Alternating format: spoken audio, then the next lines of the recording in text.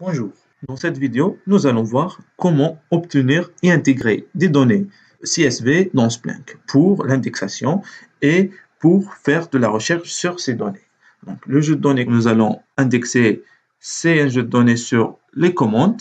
On a différentes commandes avec différents champs comme le numéro de client qui est integer, le numéro de commande qui est l'identifiant de la commande, la date de réception, c'est la date de la commande, le canal, c'est le canal de la commande, soit ordinateur ou téléphone. On a le champ montant de la commande. On a aussi le numéro d'article.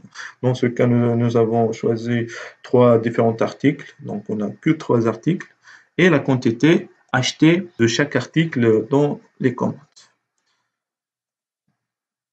Si vous n'êtes pas dans la page d'accueil, cliquez sur l'icône Splunk Entreprise pour se rediriger vers cette page d'accueil. Donc, si cette fenêtre s'affiche, on peut cliquer sur Ajouter les données pour l'ajout de données, ou bien on peut cliquer sur Paramètres. On clique sur Ajouter des données.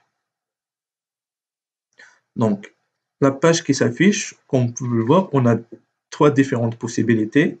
Soit envoyer, c'est pour obtenir les données locales. Soit surveiller, c'est pour obtenir des données comme par exemple les de type HTTP, des scripts et autres. Et enfin, transmettre, c'est permet de récupérer des données des machines desktop. Dans ce cas, nos données ou notre jeu de données est en local, donc on va cliquer sur Envoyer. Donc, il y a la barre qui s'affiche sur les différentes étapes pour mieux indexer nos données. Donc, la première, c'est on va choisir le jeu de données. Donc, on clique sur Sélectionner fichier. On sélectionne le fichier commande.csv.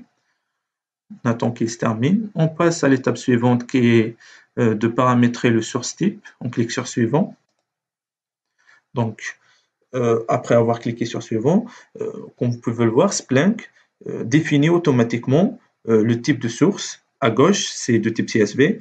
Et avant de passer à l'étape suivante, il faut bien vérifier que les données sont correctement séparées avec le bon horodatage.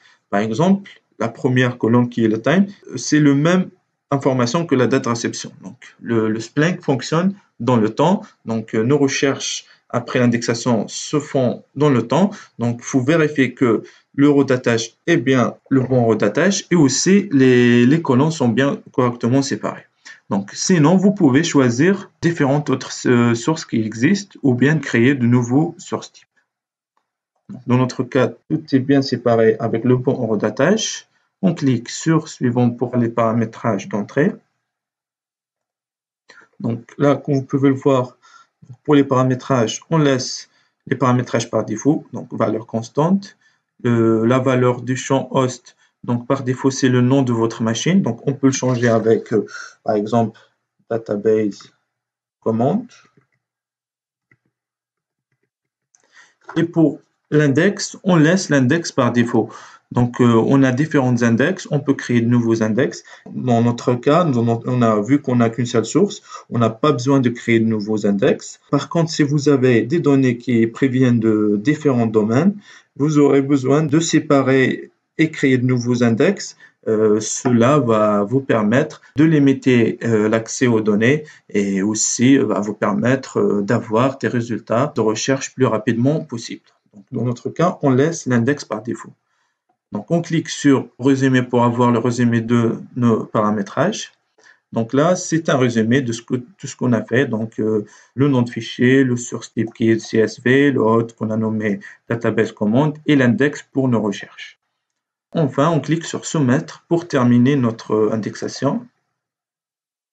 Donc, le fichier a été envoyé avec succès et il ne reste qu'à cliquer sur Lancer la recherche pour commencer nos recherches. On peut cliquer sur Lancer la recherche. Et là, on peut commencer à faire nos recherches. Donc, dans le menu à gauche, s'affichent les différents champs. Donc, les champs avec alpha, c'est des strings.